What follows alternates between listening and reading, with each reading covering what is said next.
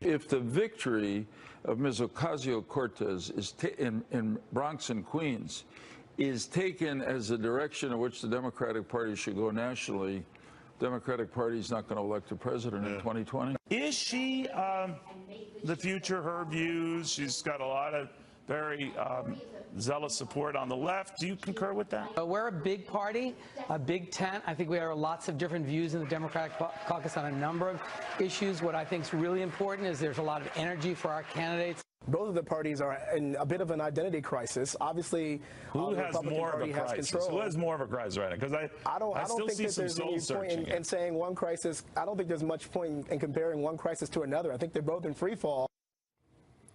Well, many on the left are warning Democrats about embracing socialism. Former FBI Director James Comey, in fact, the latest to warn the Democratic Party about rushing too far to the left. Democratic strategist Antjuan, Seawright, New York City Councilman, Republican Minority Whip Joe Borelli, Fox News contributor Kat Timpf on if Democrats risk going too far. Kat, what do you think?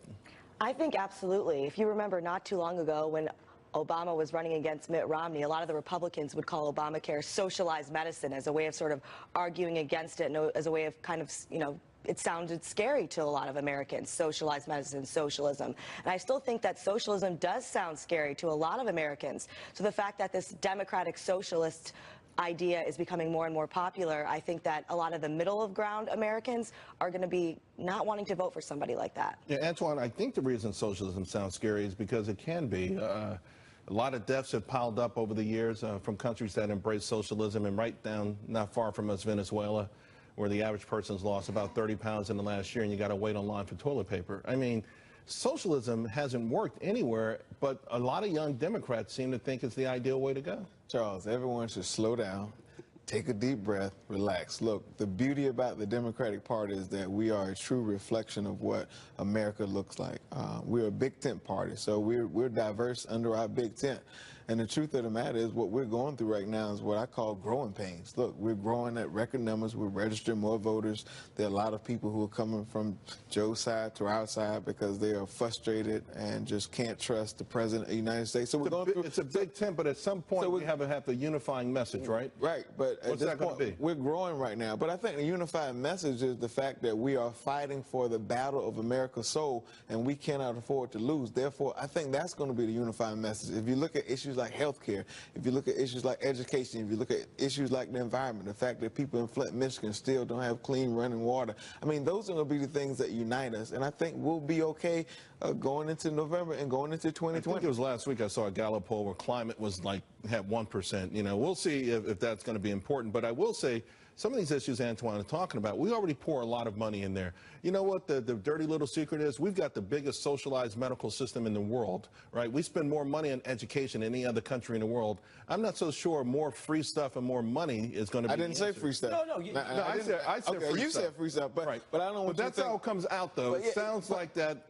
It sounds like free stuff, because what you're trying to do, arguably, is when you say, hey, there were tax cuts, and only rich people got it, or rich people got more than you, it always sounds like somehow we're going to fix that, and we're going to fix it by giving you more.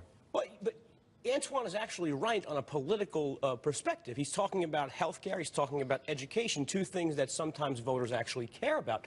What the Democratic Party as a bloc, as an organization, is not talking about are issues like that bring people in.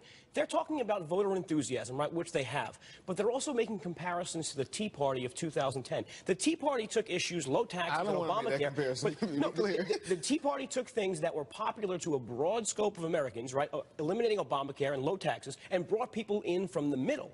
The opposite is holding true. Abolish ICE, Russia collusion, you know, open borders. These are things that aren't attracting people from the middle into your party. Joe, keep in mind, because you have a few voices on the choir that may be singing louder and may be new to the choir, that does not mean the choir has lost its mission. The truth of the matter is, when I talk about the issues that I just mentioned, whether it's healthcare, whether it's education, whether it's just access to this thing called the American dream, the fact is, under your party's leadership, that is not a reality. The American dream has become an American nightmare for some. And I think that's going to be the thing that will unite Democrats up under the But it didn't become a nightmare on January 1st or January 25th, right, 2016. I mean, things that were bad for people who are suffering now were suffering for a long time. Their lives didn't change. Well, that's not true. If you look at the so people's lives actually have gotten worse since Charles, if you look at the tax scam that was passed a few months ago, the majority of Americans have been polled and have said, look, this has not been beneficial to their... I said they're suffering. Are their lives worse economically? For some it are. For some it is. How? Take a trip down to rural South Carolina. How did the life get worse? Well, because they haven't benefited from... But how did they get worse? They've gotten worse because they've gone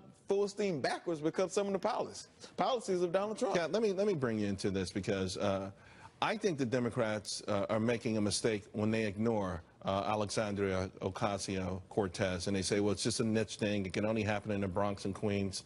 I think they're making a mistake when they look the other way, as Joe Crowley may actually go against her in the general election on a third-party ticket. I think they're looking the other way and making a huge mistake by following these same old leaders, no pun intended, that are following. You talk about the chorus. They're singing a song that the American public has rejected.